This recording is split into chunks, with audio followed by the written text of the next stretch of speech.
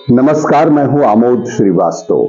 Amazing thought, amazing message, amazing information की दिशा में आज एक कदम और आगे। आज के इस चिंतन का विषय है वृद्ध कौन। आपको ये मेरा वीडियो अच्छा लगे तो लाइक करें, शेयर करें और लाल बटन दबाकर सब्सक्राइब अवश्य करें। साथ ही बेल आइकन दबाना बिल्कुल ना भूलें। आज के इस चिंतन का विषय है वृद्ध कौन। संसार में प्रत्येक जीव की जीवन यात्रा में वृद्धावस्था एक आवश्यक पड़ाव है। उसी प्रकार मनुष्यों में भी यह एक सामान्य एवं प्राकृतिक स्थिति है जिसने भी जन्म लिया है। समय के साथ उसके शरीर का विकास आवश्यक होता है। यह तो संभव ही नहीं है कि वह सदैव एक अबोध बालक या युवा ही बना रहे। आयु बढ़ने के साथ शारीरिक क्षमताओं का ह्रास प्रारंभ होगा और एक दिन वृद्धावस्था भी आएगी।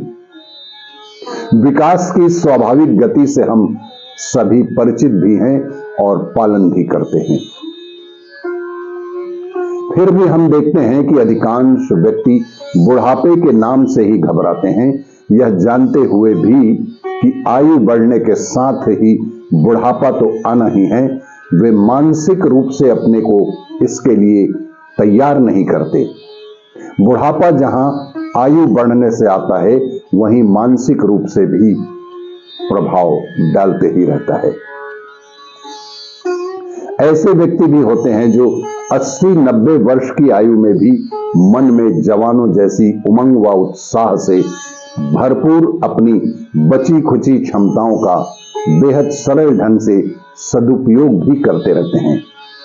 वहीं अनेकों तो 30-40 वर्ष की आयु में ही थके हुए से ओजहीन, उत्साहहीन, दीन दुखी दिखाई देते हैं और हर समय नैराश्य में ही डूबे रहते हैं, चिंतित रहते हैं, परेशान रहते हैं।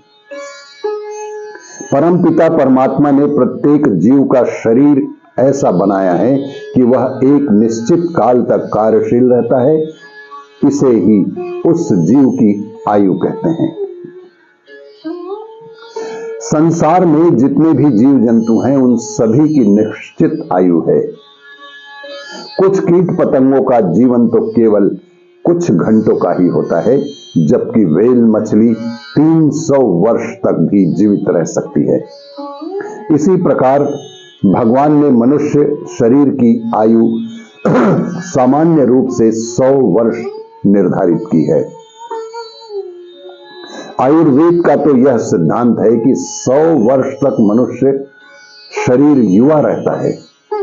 100 वर्ष से 120 वर्ष तक वृद्धावस्था तथा उसके बाद जरावस्था होती है। जब शरीर जर्जर हो जाता है, यह तभी संभव है जब प्रारंभ से ही आयुर्वेद के नियमों के अनुसार संयमी एवं सात्विक दिनचर्या का पालन किया गया हो।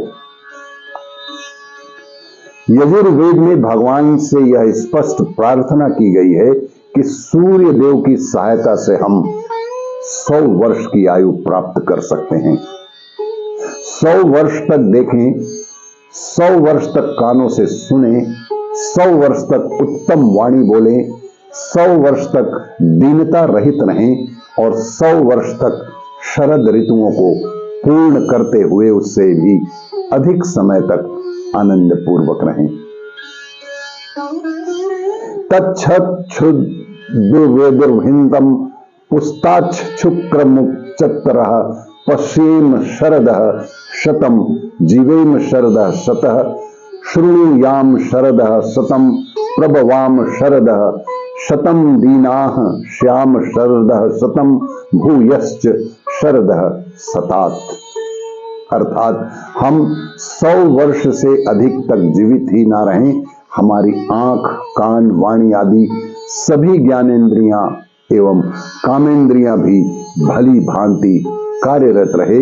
इसी उद्देश्य से ऋषियों मनीषियों ने मानव जीवन के 100 वर्ष की अवधि को 4 कालखंडों में बांटकर जीवनचर्या का निर्धारण किया था। ब्रह्मचर्य, गृहस्थ, वानप्रस्थ एवं सन्यास।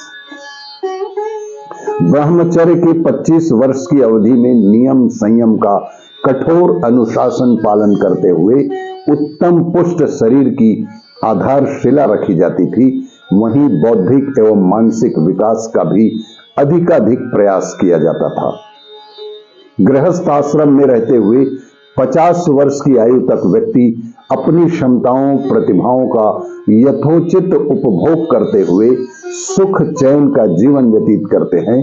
साथ ही पारिवारिक एवं सामाजिक दायित्वों का निर्वहन भी करते हैं।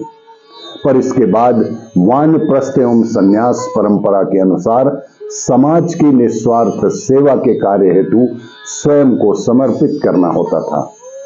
इस जीवन शैली के अनुसार मनुष्य वृद्धावस्था को भी उसी आनंद से भोगता था जैसे अपने बचपन और जवानी को।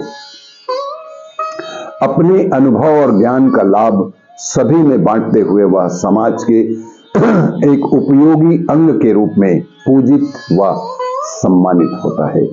इसीलिए वृद्धावस्था को बेहद आनंद पूर्वक जिएं और सबको सुखी सुख प्रदान करें। आपको ये मेरा वीडियो अच्छा लगे तो लाइक करें, शेयर करें और सब्सक्राइब अवश्य करें। धन्यवाद।